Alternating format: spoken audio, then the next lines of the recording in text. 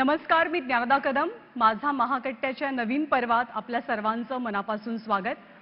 महाकट्ट्यावरती आपण नात्यांचा सोहळा वेगवेगळ्या सत्रातनं अनुभवतोय आणि कंगनाजी, आपल्याला सांगायला मला आवडेल की मला कल्पना नाही तुम्हाला मराठी किती कळतं, पण या कट्ट्यावरती खूप सारे वेगवेगळ्या भाषेतले, वेगवेगळ्या क्षेत्रातले, देशभरातले लोक येऊन गेले. 11 वर्ष झाली आहेत त्या सगळ्या प्रवासाला आणि खूप वेगळा फॉर्मॅट आहे, जो याआधी कधी कोणी कदाचित त्या फॉर्मॅटमध्ये इंटरव्ह्यूज केलेले नव्हते. त्यामुळे तो कट्टा हिट झाला. खूप सारी मंडळी आम्हाला आनंद देऊन गेली. तर तुम्ही आज इथे आलेला आहात. 11 वर्षांचा हा प्रवास कोण होता, कोण कोण आलं, हे एकत्र खरं तर बांधणं कठीण आहे, पण आम्ही एक छोटीशी क्लिप त्याची तयार केली आहे. ती क्लिप आपण सुरुवातीला बघूया. कट्टा राजकारणाचा, कट्टा राजकीय नेत्यांचा, समाजभान जपणाऱ्या टोकदार प्रश्नांचा. आता असं नाही वाटत का की ती भाषा तेव्हा त्या वेळेला चुकली, किंवा असं वाटत नाही का की लढाईमध्ये तुम्ही कोणतं हत्यार कधी वापरायचं तेव्हा ठरवायचं? ही लढाई आहे. कट्टा विनोदवीरांचा, कट्टा सर्जनशील विचारांचा, जगण्याचं नवं बळ देणाऱ्या प्रेरणादायी शब्दांचा. दुसऱ्यांच्या वस्तूंकडे लक्ष दिलं तर ईर्ष्या होते, दुसऱ्यांच्या सद्गुणांकडे लक्ष दिलं की प्रेरणा मिळते की अरे या सद्गुणांमुळे त्यांच्याकडे ह्या वस्तू आहेत. आता कट्टा लढवया खेळाडूंचा, कट्टा चमचमत्या ताऱ्यांचा, संगीतातून जग जिंकणाऱ्या मधुर सुरांचा. रेशमाच्या रेखांनी, लाल काळ्या धाग्यांनी कर्नाटकी कशिदा मी काढीला, हात नका लावू माझ्या साडीला. कट्टा संघर्षाचा, कट्टा जिद्दीचा, कट्टा जगणं शिकवणाऱ्या हिमालया एवढ्या माणसांचा. तुमचा आमचा हाच माझा कट्टा होतोय 11 वर्षांचा. त्या निमित्ताने सुरुवात करूयात महाकट्ट्याच्या महापर्वाला. माझा कट्ट्याच्या आत्ताच्या संवाद सत्रात आपण गप्पा मारणार आहोत सुपर सॉलिड अभिनेत्री कंगना रनौत सोबत. कंगना एक फायटर आहे. ती अत्यंत ताकदवान आणि सकस अभिनेत्री आहे. थलाइवीमध्ये ती जयललिता बनते, इमर्जन्सीमध्ये ती इंदिरा गांधी बनते आणि तिच्या पडद्यावरच्या स्ट्रॉंग भूमिकांसारखी रिअल लाईफमध्ये सुद्धा स्ट्रॉंग भूमिका घ्यायला ती जराही मागे पुढे बघत नाही. कंगना खरं तर रिबेल आहे. ती प्रवाहाच्या विरुद्ध पोहते, बॉलिवूडमधल्या महाशक्तीसोबत पंगा घेते आणि सत्तेतल्या महाशक्तीसोबत ठामपणे उभी राहते. आपली मतं ती अगदी ठासून व्यक्त करते. आपल्या कृतीची, प्रत्येक कृतीची ती जबाबदारी घेते आणि त्या कृतीसाठी असणारी किंमत चुकवण्याची सुद्धा तिची तयारी असते. तर पद्मश्री पुरस्कार विजेती ही गुणी अभिनेत्री आज आपल्यासोबत आहे आणि कंगना, खूप सारे प्रश्न आहेत तुमच्यासाठी आमच्या सर्वांच्या मनामध्ये. तुमचं स्वागत. गप्पांसाठी तुम्हाला मी व्यासपीठावरती बोलवते आणि राजीव सरांना.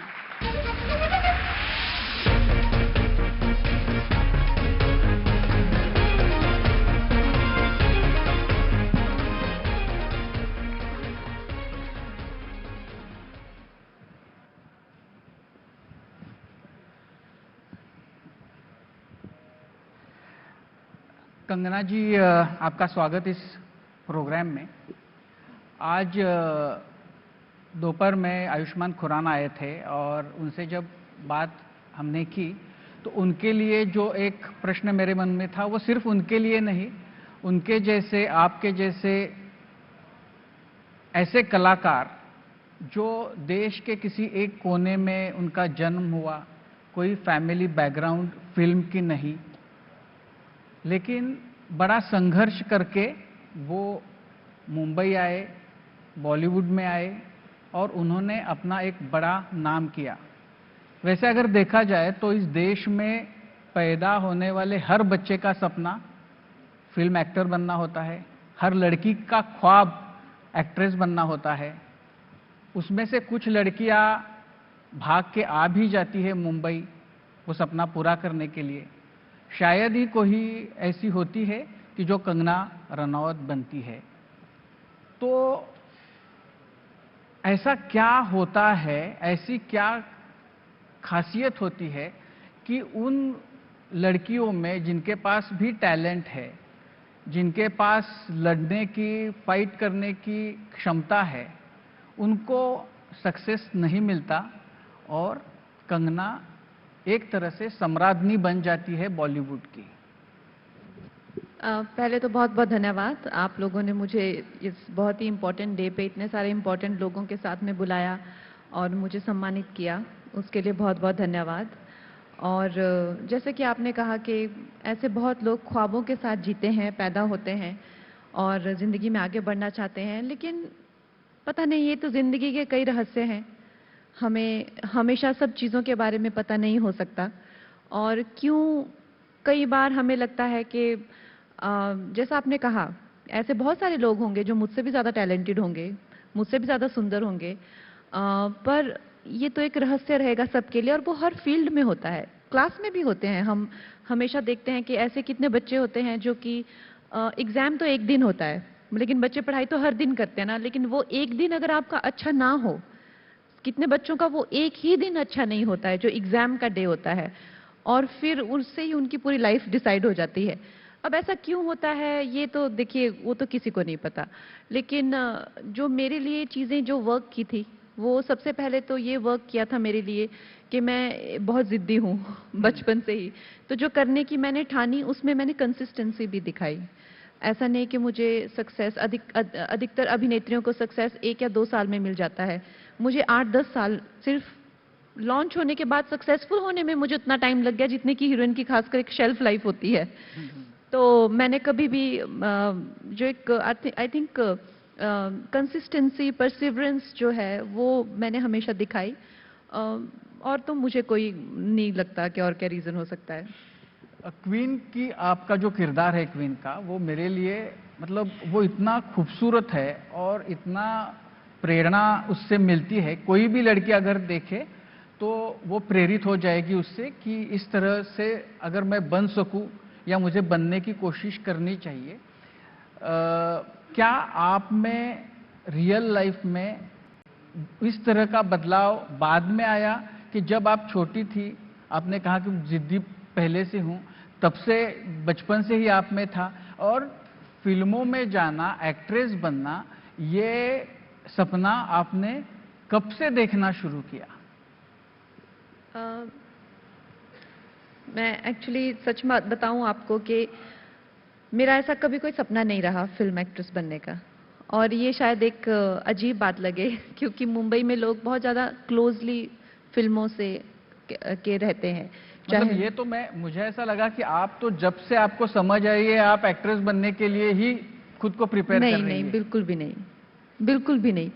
और अधिकतर हमारे आसपास के एनवायरनमेंट में, जैसा कि क्योंकि आप मुंबई में रहते हैं, आप मुंबई से ही हैं, आप हमेशा अपने आसपास शूटिंग्स होते हुए देखते हैं, आप सितारों को बहुत नज़दीकी तौर से जानते हैं, लेकिन अगर आप हमारी ज़िंदगी देखें, जिस तरह के बैकग्राउंड से हम आते हैं और जिस तरह से एक हिमाचल के कोने में अगर हम रंगीन तस्वीरें देखते भी हैं, हम कभी ये नहीं सोचते हैं कि ये एक करियर है। हम सोचते हैं कि हाँ, ये लोग होंगे कहीं। अगर जिस तरह से आप सोचिए, एक विलेज में, हिमाचल के विलेज में, एक जहाँ पे, जिसका शायद आपने नाम भी नहीं सुना है कभी जिंदगी में, मेरे गांव का नाम है भामला जाहू, आपने कभी जिंदगी में नाम भी नहीं सुना है, और आप सुनते भी नहीं अगर मैं वहाँ शायद पैदा नहीं होती। तो उस विलेज में जितने भी बच्चे पल बढ़ रहे हैं या बड़े हो रहे हैं, मुझे नहीं लगता कोई भी इंसान इस चीज़ को लेके सपने देखता है, क्योंकि वहाँ पे ट्रेन्स भी नहीं हैं, वहाँ पे एयरपोर्ट्स भी दूर दूर तक नहीं हैं। और सबसे बड़ी बात है, हिमाचल में आज तक शायद 1 या 2 थिएटर्स हैं, एक शायद शिमला में है और एक शायद मनाली में है, सिर्फ 2 थिएटर्स हैं पूरी स्टेट में। तो हम लोगों को बिल्कुल भी उस तरह का कोई एक्सपोजर है नहीं कि हम इस तरह की एक उसको करियर समझ सकें। तो बड़े होते हुए मुझे लगा कि जिस तरह के करियर मैंने देखे थे अपने आसपास के लोगों को, मैंने बहुत कामयाब लोग देखे थे अपने आसपास, ब्यूरोक्रेट्स खासकर, और डॉक्टर्स हो गए या इस तरह के, कईयों के अपने हॉस्पिटल्स थे। तो as a child I was an ambitious child. मुझे भी हमेशा लगता था कि मुझे भी ऐसे बनना चाहिए, and I should be somebody important, ऐसा मुझे लगता था बड़े होते हुए। लेकिन फिर कुछ इस तरह से हालात बने, इस तरह से घटनाएं बनी कि मुझे घर छोड़ना पड़ा अपनी किसी जिद के करके, और फिर मैं दिल्ली पहुंची कुछ और काम करने के लिए, मॉडलिंग का काम करने के लिए। वहाँ पे मुझे मेरे एक गुरु मिले जिन्होंने मुझे थिएटर की शिक्षा दी, और जब मैं थिएटर में पहुंची तो मुझे लगा कि ये एक मैंने पहली बार जिंदगी में ऐसा कुछ किया जिसको करके मुझे बहुत अच्छा लगा और ऐसा लगा कि मैं इसमें बहुत अच्छी हूँ। लेकिन उन्होंने, अरविंद गौड़ जी उनका नाम है, अस्मिता ग्रुप के वो डायरेक्टर हैं, उन्होंने मुझे कहा कि तुम थिएटर में अपना लाइफ बर्बाद मत करो, तुम जाओ, तुम फिल्म की हीरोइन बनो। तो मैंने कहा कि मैं फिल्म की हीरोइन बनूं, मतलब आप तो हमेशा फिल्मों की बुराइयां करते रहते थिएटर में। तो उन्होंने कहा कि देखो, बोलने की बात अलग है, चाहे हम लोग थिएटर वाले कितने भी स्नूटी हों, कितने भी हम फिल्मों की आलोचना करें कि ये गंदी एक्टिंग करते हैं, जो भी है, लेकिन सच्चाई ये है कि इंडिया में थिएटर का कोई फ्यूचर नहीं है और तुम बहुत छोटी हो और आगे चल के तुम्हारी जिंदगी बहुत ज़्यादा दिक्कतों भरी होगी अगर तुम। तो उन्होंने मुझे ये रास्ता दिखाया और आज तक मैं उन्हें ये क्रेडिट देती हूँ कि उन्होंने मेरा बहुत अच्छा मार्गदर्शन किया। तो एक छोटी एज पे अच्छा मार्गदर्शन होना भी बहुत ज़रूरी है। तो आप मुंबई जब आई तो एक्ट्रेस बनने के लिए ही आई कि उससे पहले आप मुंबई आती थी, आई थी, मुंबई आप आ चुकी थी? जी नहीं, मैं कभी भी मुंबई नहीं आई थी और मैं एक्चुअली हिमाचल से निकली थी जब मैं 12-13 साल की थी, हॉस्टल में पढ़ती थी मैं चंडीगढ़ में। तो उसके बाद में मैं वहीं से जो है दिल्ली आ गई थी। दिल्ली में 1-2 साल रही। फिर 2004 में जब मैं एक मॉडलिंग की असाइनमेंट के लिए यहाँ आई थी, तो उसके बाद में मेरी एजेंसी ने मुझे जो फ़ोन दिया था, मैंने वो फ़ोन ही फेंक दिया। उन्होंने मुझे बुलाया कि आप वापस आ जाओ, तो मैंने अपनी टिकट भी फाड़ दी। मैंने कहा मुझे वापस जाना ही नहीं है, मुझे वो काम करना ही नहीं है, क्योंकि मुझे वो हमेशा मॉडलिंग में कहीं ना कहीं नीचा दिखाते रहते थे, क्योंकि उनको लगता था कि दिल्ली में रैंप मॉडल ज़्यादा होते हैं, तो उसके लिए 5'11", 6 फीट की हाइट चाहिए होती है लड़कियों की, और मेरी 5'7" की हाइट है। तो मैं सारा दिन बैठी रहती थी, तो मुझे कहते थे आज भी काम नहीं मिला तुम्हें, आज भी तुम्हारा कुछ नहीं होने वाला मॉडलिंग में। फिर छोटी मोटी कैटलॉग की ऐड या पीछे किसी के पीछे खड़ा करने के लिए आइसक्रीम की ऐड के पीछे ऐसा करके मुझसे काम कराते थे। तो मुझे काफ़ी, यहाँ भी मुझे साड़ी का कैटलॉग करने के लिए भेजा था, पर ठीक है, उस टाइम मेरा कुछ खर्चा चल पड़ता था।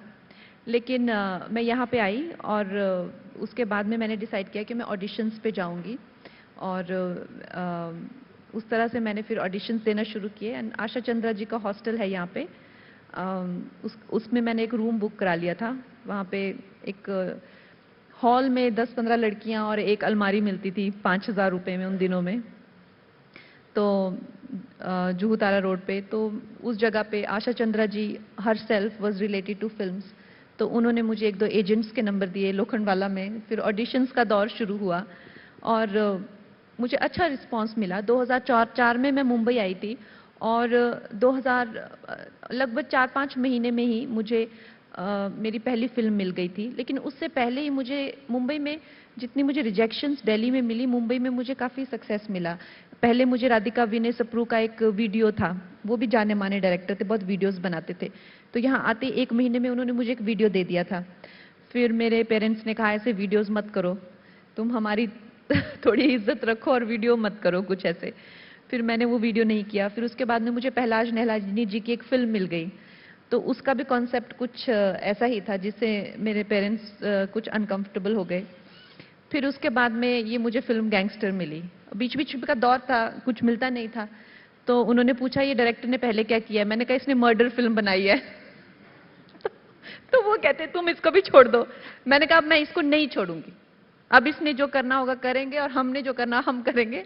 मैं ये फिल्म, बिकॉज मुझे अब फिल्म और नहीं मिलेगी, यही है जो मिल गई। तो एनीवे, उस तरह से फिर मेरा फर्स्ट ब्रेक मुझे मिला।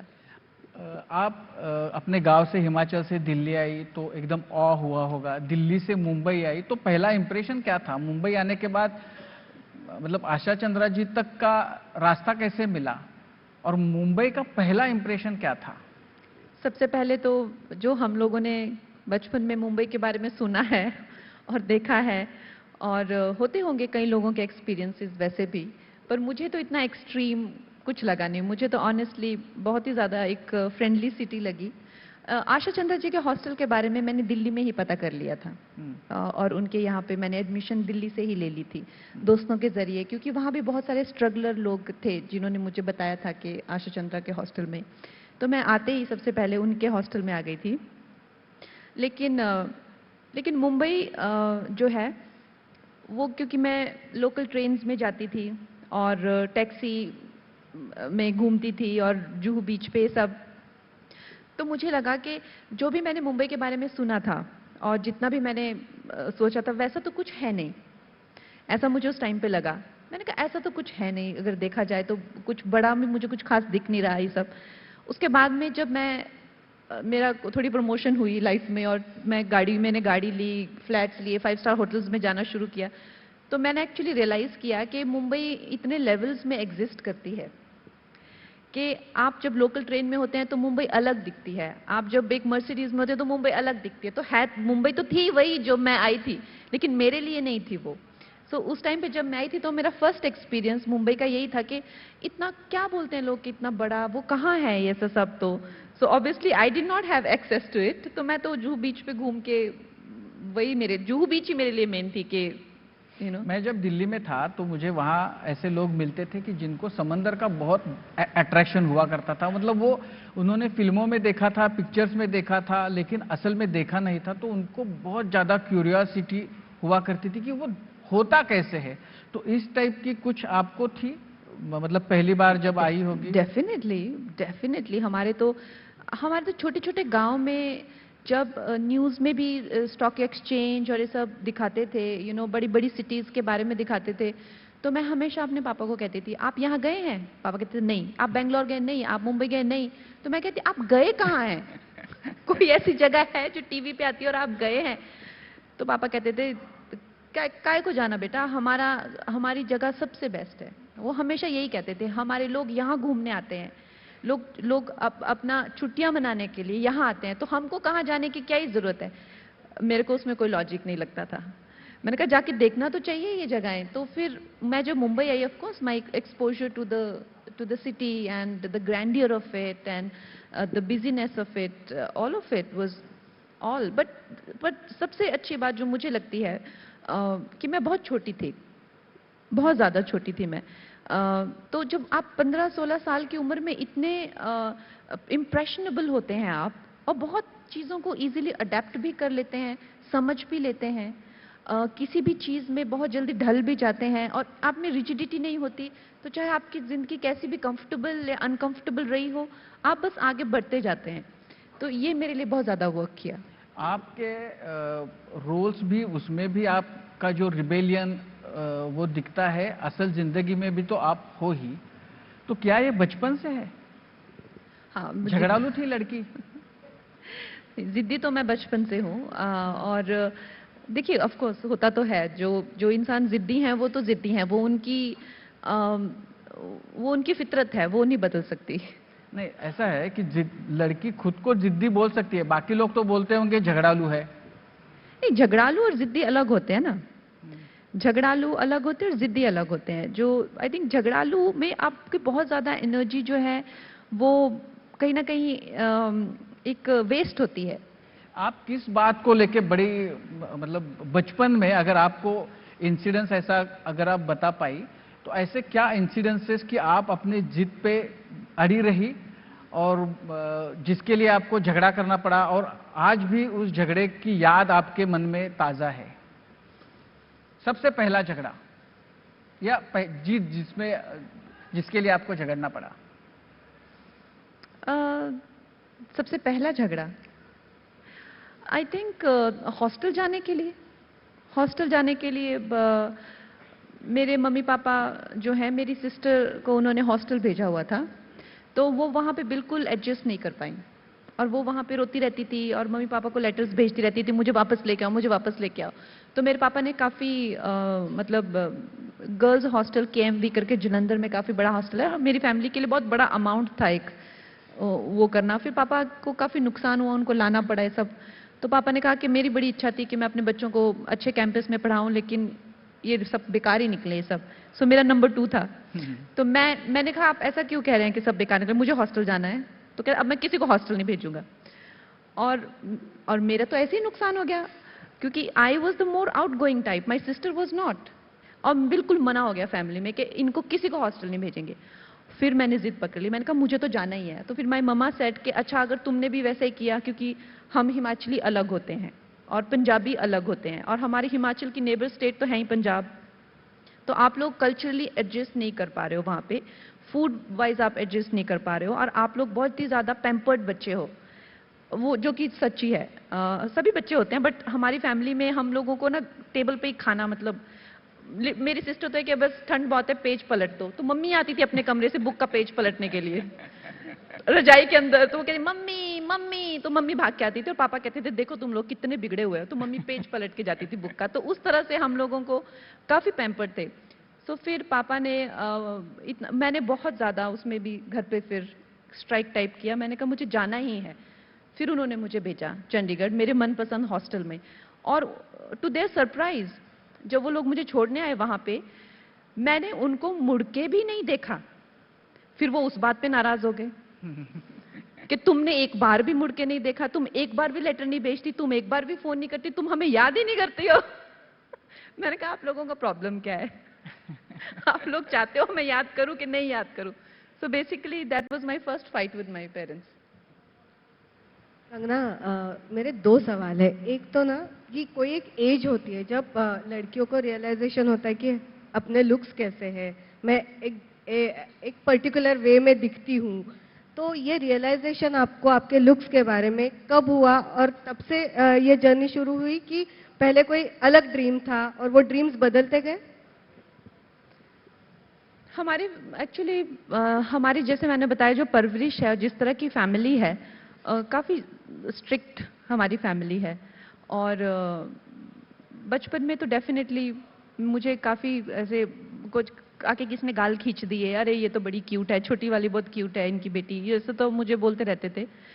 लेकिन जब मैं बड़ी हुई तो मेरे पेरेंट्स जो हैं वो बिल्कुल बहुत ज़्यादा स्ट्रिक्ट, कभी हमें कुछ ना मतलब हमें किसी तरह के कोई भी श्रृंगार के कोई भी सामान, और हम खुद भी बहुत झिझकते थे कभी पूछने के लिए कि क्या हम ये खरीद सकते हैं या कुछ ले सकते हैं। तो पता नहीं हर एक वहाँ का वातावरण होता है, और एक तरह से उस तरह के माहौल में फिल्में देखना या गाने सुनना तक अच्छा नहीं समझा जाता है। तो ज़्यादा कोई फिल्में देखते हैं तो उनको अच्छी नज़रों से नहीं देखा जाता है। ऐसा लगता था पेरेंट्स को कि, मैं कह रही जिस तरह की सोसाइटी में हम हैं, कि ये बच्चे पढ़ाई को लेके सीरियस नहीं हैं, या जो बच्चे आर्ट्स पढ़ते हैं वो फिल्में देखते हैं, या जो बच्चे आर्ट्स पढ़ते हैं तो डेफिनेटली वो अच्छे परसेंटेज नहीं लाते हैं, तो वो लोअर कैटेगरी में होती हैं। तुम तो साइंस के बच्चे हो, तुम लोग तो साइंस पढ़ते हो, तो तुम लोग गाने क्यों सुनोगे? या कभी हम ये इच्छा जता दें कि नहीं नहीं हमें वो फिल्म देखनी है, जैसे कुछ फिल्मों के बड़े गाने, हम दिल दे चुके सनम या इस तरह की फिल्में आती थी, तो हम अगर इच्छा जता दें तो पेरेंट्स बहुत नाराज हो जाते थे कि तुमने आज चाचा जी को कहा कि एक जो वीसीआर टेप होती है वो एक लेके आना फिल्म की, क्यों तुम फिल्म देखना चाहती हो, बोर्ड्स एग्जाम आ रहे हैं, क्या मिलेगा तुम्हें फिल्में देख के, क्या करोगी? तो इतना कुछ सुनना पड़ता था। तो हमारे दिमाग में कभी वो बात आई ही नहीं कि और इंस्टाग्राम भी नहीं होता था, एक्सपोजर भी कुछ नहीं होता था, कोई सोशल मीडिया नहीं होती थी, तो पता भी नहीं चलता था क्या लोग मेकअप कर रहे हैं, क्या पहन रहे हैं। इनफैक्ट मम्मी मार्केट जाते थे तो वही लेके आ जाते थे कपड़े वगैरह। फिर जब मैं हॉस्टल गई तो ऑब्वियसली फिर मेरे को एक्सपोजर हुआ, फ्रेंड्स के साथ में मिली मैं। और एक अभी का सवाल कि जनरली बॉलीवुड के लोग या फिर जो कला क्षेत्र से जुड़े हुए लोग होते हैं वो पॉलिटिकली करेक्ट रहना पसंद करते हैं, लेकिन आप बिल्कुल ऐसा पसंद नहीं करती। तो मतलब ये क्या जो आपका स्वभाव है उसके कारण? सॉरी, अभी जनरली जो मतलब एक्टर्स है या बाकी कुछ कला क्षेत्र में जो लोग होते हैं वो पॉलिटिकली करेक्ट रहना पसंद करते हैं, लेकिन आप ऐसा पसंद नहीं करती। आप जिसकी साइड लेना है उसकी साइड लेती है, जिसका विरोध करना है उसका विरोध करती है। तो ये मतलब ये करते समय डर नहीं लगता कि मेरे हाथ से कुछ छूट जाएगा, या कुछ अपॉर्चुनिटी है जो नहीं मिलेगी, या फिर एक आध अपॉर्चुनिटी ज्यादा मिलेगी, ऐसा कुछ है? देखिए, मैं हमेशा किसी व्यक्ति विशेष की साइड नहीं लेती हूँ कि मुझे ये इंसान ज़्यादा पसंद है ओवर दिस इंसान। मैंने आज तक कभी अपनी ज़िंदगी को उस तरीके से कभी नापा तोला नहीं है। मैं हमेशा देश के ही हित में बोलती हूँ, चाहे उसमें मेरा ही क्यों ना वो हो रहा हो, नुकसान हो रहा हो।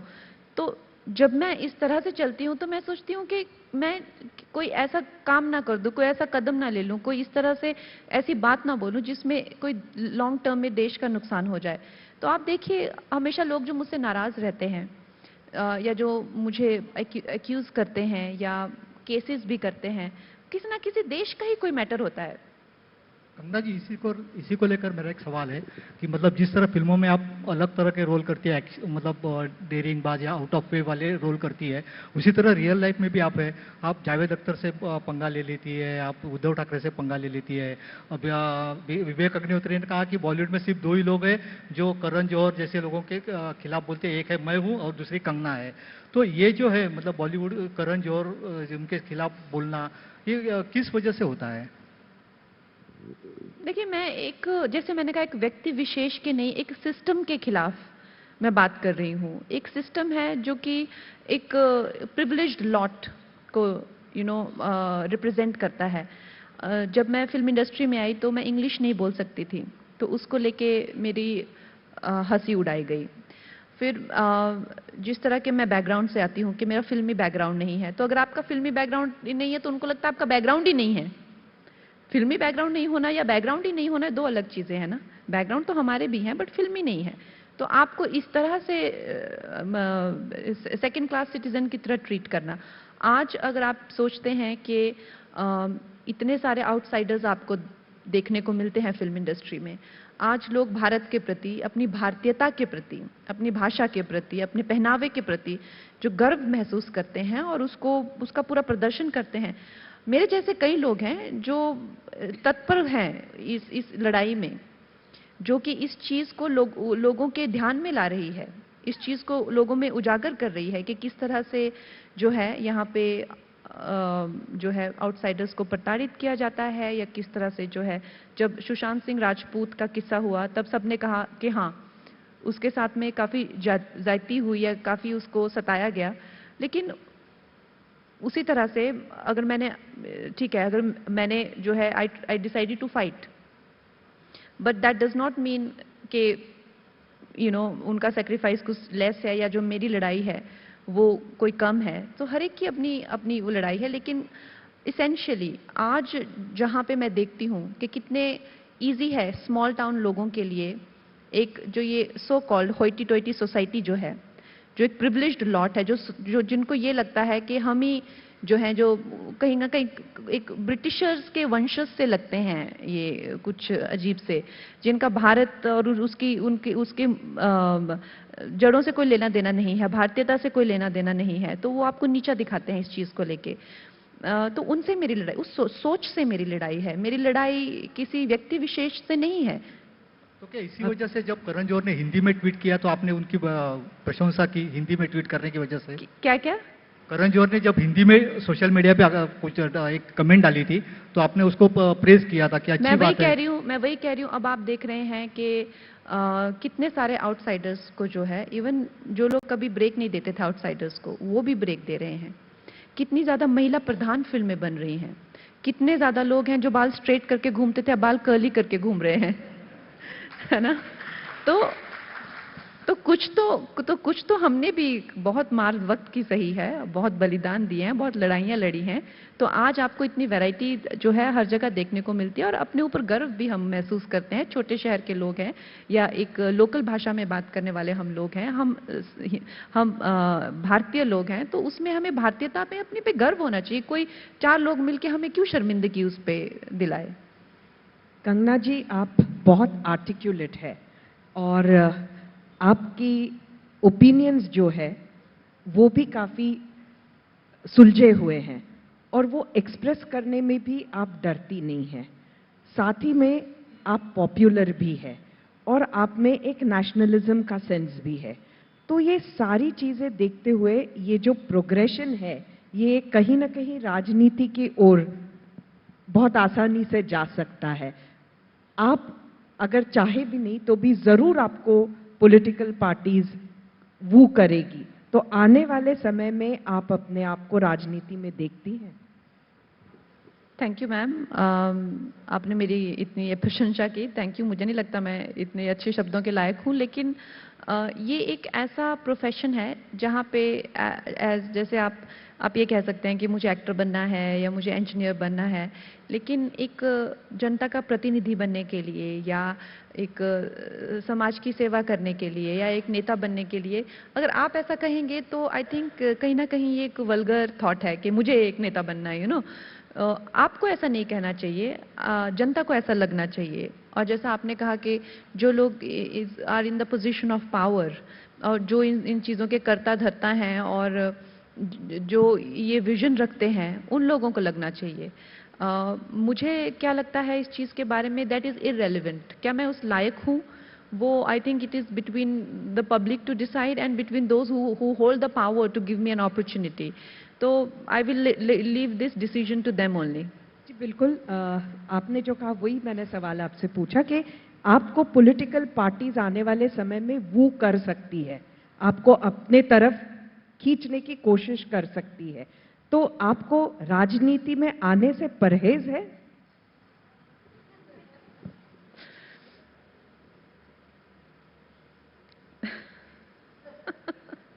देखिए, मेरा इतना अच्छा काम है ना, मैं इतनी अच्छी अच्छी जगहों पे जाती हूँ, इतनी इस खूबसूरती में ही हमेशा रहती हूँ, और राजनीति का काम बड़ा कठोर काम है और कला का काम बड़ा पवित्र काम होता है, और सरस्वती जी का ये आशीर्वाद होता है जो कलाकार बनते हैं। और जो पॉलिटिक्स है वो तो कितनी एक जो राजनीति है वो राजाओं के समय से कितनी कूट और कुटिल नीति रह चुकी है, वो हम सब जानते हैं। तो नेचुरल मेरी इंक्लिनेशन तो ऐसी नहीं है, मैं तो दिल से एक सॉफ्ट आर्टिस्ट हूँ, तो हमेशा ही चाहूँगी कि मैं कला से जुड़ी रहूँ। लेकिन जैसा आपने कहा कि अगर ऐसी जिम्मेदारियाँ मुझे दी गई और मेरे लिए ये ज़रूरी हो गया कि मैं देश के लिए कुछ करूँ और अपने पर्सनल हित से हटकर मैं देश के बारे में सोचूं और अपने पर्सनल चॉइसेस से उठकर अगर देश को मेरी ज़रूरत है तो उसके लिए उभरूं, तो मैं डेफिनेटली ऊपर आऊंगी, ऐसा कुछ नहीं है। तो किस पार्टी के साथ आपकी आइडियोलॉजी आप देखती वो तो प्रत्यक्ष को प्रमाण की जरूरत तो नहीं है। जो कलाकार होता है, आपने कहा कि उसको सरस्वती का वरदान होता है। राजनीति में अगर आप जाओगी तो वहाँ लक्ष्मी और काली दोनों का वरदान है। तो आप तो सोच ही सकती हो, मतलब आपका कुछ भी कहना, क्योंकि इलेक्शन अभी 8-10 महीने पे है, तो उस पे उसका परिणाम हो सकता है। तो क्या आप, अगर कोई आपको ऑफर देगा तो आप चुनाव लड़ोगी?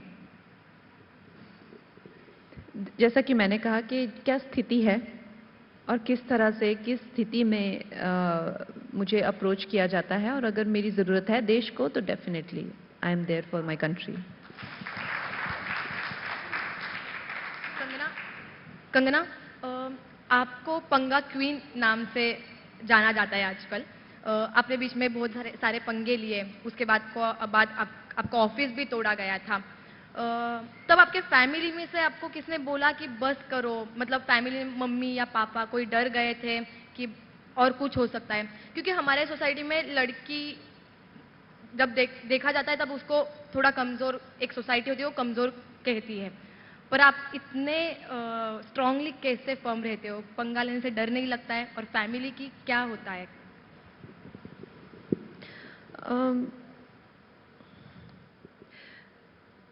फैमिली तो डेफिनेटली मेरी हमेशा वरीड रहती है मेरे लिए, क्योंकि वो तो चिंता करेंगे ही। और दूसरी चीज़, मैंने बहुत छोटी उम्र से अपने डिसीजंस लेने शुरू कर दिए हैं। जब मैं, जैसे मैंने कहा 15-16 साल की थी, तो अब वो मेरा सेकंड नेचर बन गया है। मैं किसी को पूछती नहीं हूँ कोई भी डिसीजन लेने से पहले, मैं खुद का ही डिसीजन लेती हूँ। और कई बार मुझे ये गैर जिम्मेदार लगता है कि मेरी फैमिली इतनी चिंता करती है, लेकिन फिर भी मैं कभी उनको इसमें हिस्सेदार नहीं बनाती हूँ। और जहाँ तक डर की बात है, ऐसा कोई खासा डर मुझे लगता नहीं है, क्योंकि जब मेरा दिमाग गर्म हो जाता है, बिल्कुल मेरा दिमाग बिल्कुल गर्म हो जाता है, तो फिर मुझे डर महसूस नहीं होता। अक्सर हमने ये देखा है कि बॉलीवुड के खास करके जो, या कोई भी आर्टिस्ट हो, वो पोजीशन लेने से इसलिए डरते हैं क्योंकि उसका परिणाम प्रत्यक्ष रूप से उनकी जो आर्ट है, मूवी हो, थिएटर हो, उस पे होता है। एक कलाकार एक पोजीशन ले ले तो पूरी मूवी को बैन करो वगैरह, इस तरह की भाषा शुरू होती है, और उस मतलब एक प्रोजेक्ट में सैकड़ों लोग शामिल होते हैं, तो लोग उससे डरते हैं। आपकी इसको लेके, क्योंकि आप हर बार अपनी बेबाक तरीके से आपको जो लगता है, जो आपके लिए सही है, वो आप बात करती है।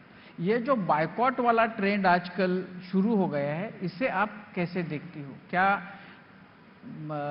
मतलब एक कलाकार को पोजीशंस लेने चाहिए, और अगर लेते हैं तो क्या समाज को बायकॉट की भूमिका, उस पे अगर किसी की भूमिका या किसी की राय पसंद ना आए तो बायकॉट का अस्त्र निकाले, क्या ये सही लगता है?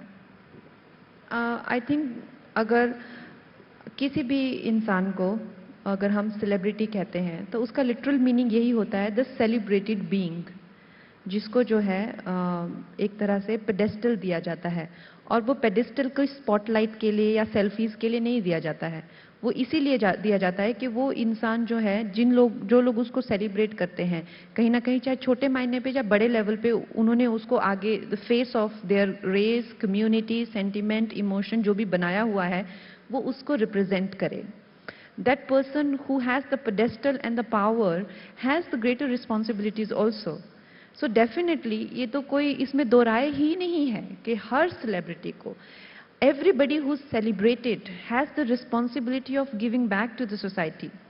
तो डेफिनेटली हर जो भी चीज़ देश को कंसर्न करती है, सोसाइटी को कंसर्न करती है, उस पे उनको अपनी विचारधारा बतानी चाहिए, और एक चाहे वो सही हो चाहे वो गलत हो, पर उनको अपनी विचारधारा बतानी चाहिए, ताकि ये जो एक सोसाइटी है ये एक भेड़ चाल की तरह एक वन स्ट्रीम सोसाइटी ना बन के रह सके। Intellectually also we have to evolve as a society, so that see एक एनस्लेवमेंट कई टाइप की होती है ना, चाहे वो कई लोग जो होते हैं फाइनेंशियल एनस्लेव करते हैं, कई लोग मेंटली अगर हम लोग एज अ सोसाइटी वीक रहेगी तो some handful of intellectuals will enslave us.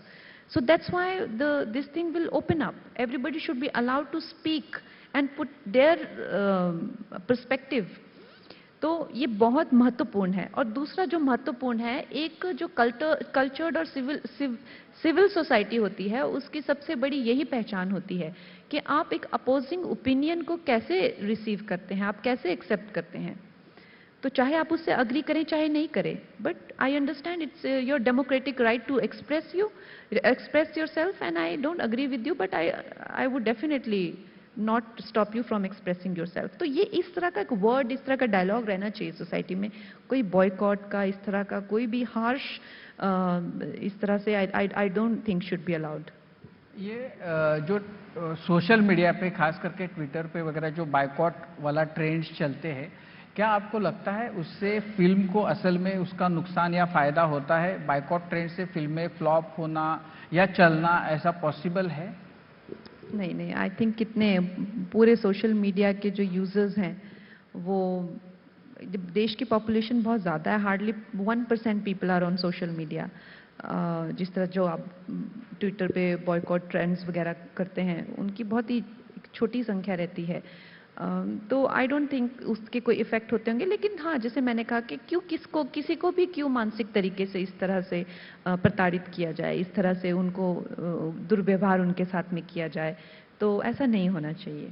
Social media की बात निकली तो आजकल जिंदगी सोशल मीडिया के बिना अधूरी है, ऐसे बहुत लोगों को लगता है। आप सोशल मीडिया के बारे में पॉजिटिवली सोचते हैं, कैसे देखते हैं? देखिए, सोशल मीडिया हो या चाहे कुछ भी हो, या आप फ़ोन पे कुछ कर रहे हो या आप टीवी देख रहे हो, अगर वो एक आपके लिए वीकनेस बन गया है कि आप उससे उभर ही नहीं पा रहे हैं और कहीं ना कहीं वो आपको खा चुका है, तो डेफिनेटली आपके लिए तो बिल्कुल वर्क नहीं कर रहा। लेकिन कई लोग ऐसे हैं जो उसमें से इंफॉर्मेशन निकाल के, कुछ लोग तो सेलिब्रिटी बन चुके हैं, इन्फ्लुएंसर बन के करोड़ों रुपया कमा रहे हैं आपके कॉस्ट पे या हमारी कॉस्ट पे तो उनके लिए तो अच्छा ही है। जो कुछ नहीं करते थे अब करोड़ों रुपया कमा रहे हैं कुछ लोगों की कॉस्ट पे। तो अपना अपना है। देखिए, इट्स लाइक अ वेव। एक वेव किसी को जो कुचल सकती है, मसल सकती है, उसी वेव को कितने सर्फर राइड करके निकल जाते हैं। हर चीज जिंदगी में वैसी ही है। अब सोशल मीडिया के कोई लोग खाने से ही मर जाते हैं, बिकॉज खाना वो लोग कंट्रोल नहीं कर पाते हैं। तो सोशल मीडिया अगर आप कंट्रोल ही ना कर पाएं तो डेफिनेटली आप कुछ भी ना कभी टाइम पे कहीं पहुंच पाएंगे, ना कभी कुछ अचीव ही कर पाएंगे, ना कुछ। तो उसमें आप बह जाएंगे कि क्या आप किस तरह से आप उसको यूज करना चाहते हैं, it's up to you. Personally आपके लिए ये सिरदर्द है या रिलैक्सेशन है सोशल मीडिया? नहीं, मैं तो वहाँ पे बस कुछ काम का अगर हो, you know, like if I have to shop something या कुछ यू नो, जैसे कुछ चीज़ें होती हैं, मुझे घर सजाने का बहुत शौक है, अच्छी मुझे लगता है कि फार्मर्स से मुझे फ्लावर्स कहाँ से मिल सकते हैं, कहाँ से ऐसी ऐसी काफ़ी अच्छी चीज़ें जो हैं, वो ऑर्गेनिक मार्केट्स कहाँ हैं, कहाँ से मैं मतलब डायरेक्टली फार्म से कहाँ से मुझे घी की सप्लाई हो सकती है, things like that. I use it like a regular person. I don't have any fancy thing to do there, but I definitely don't watch any sort of, people are doing a lot of TikTok videos and all that. I don't make TikTok videos and I don't even do watch them. Kangana ji, एक सवाल है. आप हमेशा national मुद्दों पर बड़े ही मुखर होकर बात करती हैं, पूरा देश जानता है. हाल ही में एक फिल्म रिलीज हुई है, केरला स्टोरीज, जिसमें कथित तौर पर हिंदू लड़कियों के कन्वर्जन और बाद में उनकी टेररिस्ट एक्टिविटीज में इस्तेमाल करने पे बात की गई है. तो एज अ पर्सन आप किस तरह से देखते हैं इस मुद्दे को लेकर? देखिए, मैंने तो फिल्म नहीं देखी है, लेकिन आई थिंक उस फिल्म को बैन करने के लिए काफ़ी कोशिशें हुई हैं, और जहाँ तक मैंने पढ़ा था आज, correct me if I am wrong, high court ने कहा है कि this film can not be band, and I think it shows, it is not showing anybody in the bad light, but only ISIS, right? That's what they said, right? So अगर high court ऐसा कह रहे हैं, अगर देश की एक जो सबसे रिस्पॉन्सिबल बॉडी है तो वो कह रहे हैं, तो हम तो उनका मान करते हैं, तो ठीक कह रहे हैं वो. और आईसिस तो ऐसे भी एक टेररिस्ट ऑर्गेनाइजेशन है, और होम मिनिस्ट्री ने, हमारे देश ने, कई देशों ने उसको टेररिस्ट, ऐसा नहीं कि मैं बोल रही हूँ, ये वो टेररिस्ट ऑर्गेनाइजेशन है. और अगर आप ऐसा समझते हैं कि वो टेररिस्ट ऑर्गेनाइजेशन नहीं है, तो जाहिर सी बात है फिर आप भी टेररिस्ट ही हैं. अगर आप सोचते हैं एक टेररिस्ट आउटफिट टेररिस्ट नहीं है और वो उसको टेररिस्ट घोषित किया गया है legally, morally, by every standard, और आपको लगता है कि वो टेररिस्ट नहीं है, तो more than the film, you are a bigger problem, right? So you should first think about where you stand in life. I don't mean by that. I'm sorry, it's just sounding like that I am talking to you personally, but I'm talking about those people who think that it is attacking them. It is not attacking ISIS. That's a terrorist outfit, and if you think it's attacking you, then you are a terrorist. अच्छा, मुझे याद, it's not I am saying, it's a simple mathematics, no? हमने equation पढ़ी है ना, if E is equal to B and if A is equal to B and A is equal to C, then B is equal to C, isn't it? It's as simple as that. मैंने कुछ नहीं कहा भाई, ये simple math है. मुझे याद है कि जब आपकी क्वीन मूवी आई थी, तो राजीव सर ने हम ऑफिस की सारी लड़कियों से कहा था कि अपनी शिफ्ट विफ्ट भी छोड़ो, मैं तुम्हें छुट्टी दे रहा हूँ, लेकिन जाके मूवी देखना, क्योंकि वो किरदार जो है, कैरेक्टर, वो काफ़ी इम्प्रेसिव था. लड़कियों ने इंडिपेंडेंटली अपनी लाइफ कैसी जीनी चाहिए, कैसे डिसीजन लेने चाहिए, ये उसका पॉजिटिव पॉइंट था. आपके पर्सनल लाइफ में क्वीन के बाद आपने कभी एक्सपीरियंस किया कि कोई लड़कियाँ आपके पास आई, या फिर और किसी मूवी के बाद, और उन्होंने अपने पर्सनल एक्सपीरियंसेस आपसे शेयर किए कि हमें पॉजिटिविटी मिली आपके कैरेक्टर से, हमें इंस्पिरेशन मिला? All the time, especially for Queen. इतने सारे मुझे इतनी सारी एप्रिसिएशन मिलती है फॉर मूवी क्वीन, और खासकर छोटे बच्चे जो देखते रहते हैं, रिपीट पे देखते रहते हैं. 8-8 साल के बच्चे, 10-10 साल की बच्चियां रिपीट पे देखती रहती हैं क्वीन फिल्म. तो होता है हम भी, हमारे बचपन में भी एक मिस्टर इंडिया फिल्म आई थी, वो हम रिपीट पे देखते रहते थे, लगाते रहते थे हमेशा. तो होते बच्चों को. कंगना जी, हमने फिल्म्स अब आपका काम है, तो जब कंगना जी को डिस्ट्रेस होना होता है तब वो क्या करती है? आपकी पैशन क्या है बियॉन्ड फिल्म्स? देखिए, जब मुझे एक्चुअली ये क्वेश्चन थोड़ा अजीब लगता है, क्योंकि फिल्म्स तो मेरा पैशन है, और जब मुझे कहते, मैं कुछ नहीं करती, मैं कुछ भी नहीं करती, मैं सिर्फ I just like to just be simply, and just जो मेरा रूटीन होता है, योगा कर लूँ या म्यूजिक सुन लूँ, कुछ बना लिया खाना, कुछ थोड़ी देर मेरे घर में बहुत सारी स्पैरोज हैं, उनको कुछ दाने डाल दिए, कुछ just simply I don't do anything. When I get free time, I like not to do anything, क्योंकि मुझे लगता है फ्री टाइम पे कुछ करने का जो स्ट्रेस है, वो भी एक स्ट्रेस होता है. यहाँ जाओ वहाँ जाओ, इसको मिलो उसको मिलो. So it's just it builds up, you know, in so much stress in you. So I like not to do anything. नहीं, रिवाज ये है कि लोगों को जब ये सवाल पूछा जाता है तो लोग कहते हैं कि मैं गाना सुनता हूँ, मैं बजाता हूँ कुछ, मैं पेंटिंग करता हूँ, मैं गार्डनिंग करता हूँ और मेरा स्ट्रेस जो है वो कम करता हूँ. मतलब ये रिवाज है. तो आप किस चीज़ को नहीं मानती? हाँ, मैं मतलब मन किया तो कर लिया, नहीं किया तो, बट गाना सुनना कोई कुछ करना थोड़ी होता है. गाना सुनना कुछ. कंगना, एक डायलॉग पिछले कुछ महीनों पहले जो ट्वीट था वो बहुत फेमस हुआ था कि आपने मेरा घर तोड़ा है, मैं आपका गुरूर तोड़ूंगी. उसके बाद वो हो गया, वो बहुत फेमस हो गया. उसके बाद सोचने के बाद आपको कुछ लगा कि मैंने ये करना चाहिए था, नहीं करना चाहिए था, गुस्से में किया, या उसके कुछ और रिपरकेशंस हुए? वो तो काफी अनबिलीवेबल एपिसोड था मेरी लाइफ का. आई नेवर थॉट कि वो उस अंजाम तक पहुंचेगा, और इवेंचुअली जिस अंजाम तक पहुंचा वो भी मैंने कभी नहीं सोचा था. तो वो तो just one thing roll to another and another, और इस तरह से बात बहुत ज़्यादा हाथ से निकल गई. पर जैसा मैंने कहा, मैंने कभी भी किसी एक व्यक्ति विशेष पे कभी अटैक नहीं किया था. मैं देश के ही हित पे हमेशा कहा और आज तक कहती रही. लेकिन वो भी व्यक्ति विशेष पे नहीं था, वो तो था ना.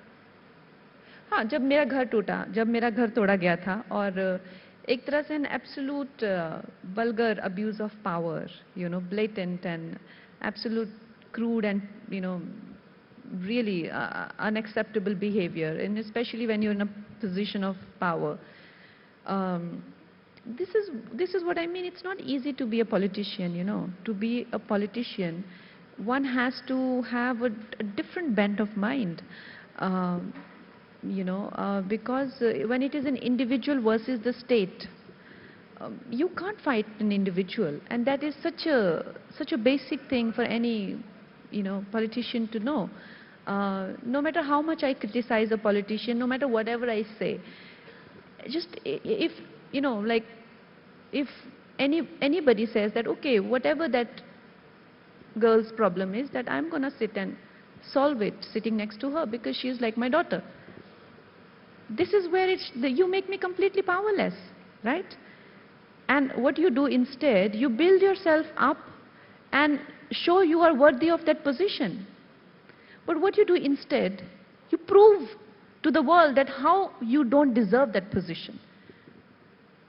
वो जब घर आपका तोड़ा गया, उसके बाद उसके ऊपर म्यूनिसिपल कॉरपोरेशन ने कितने पैसे खर्च किए, ये आ गया, 80-90 लाख खर्च हुए, फिर कोर्ट ने भी स्ट्रिक्चर्स पास किए, आपको कुछ कॉम्पेंसेशन वगैरह मिला? The whole system, whole machinery was after just one person.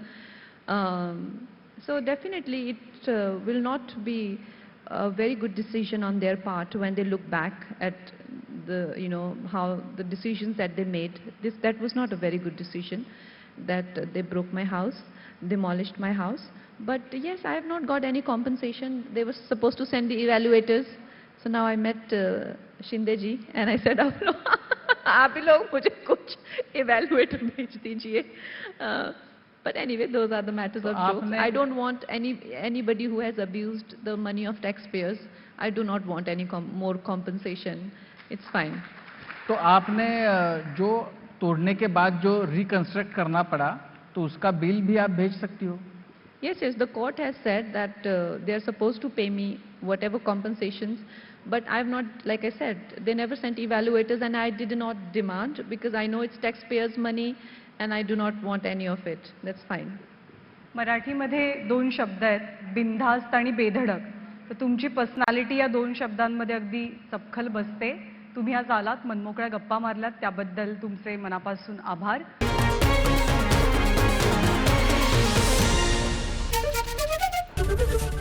ABP माझा, उघडा डोळे बघा नीट.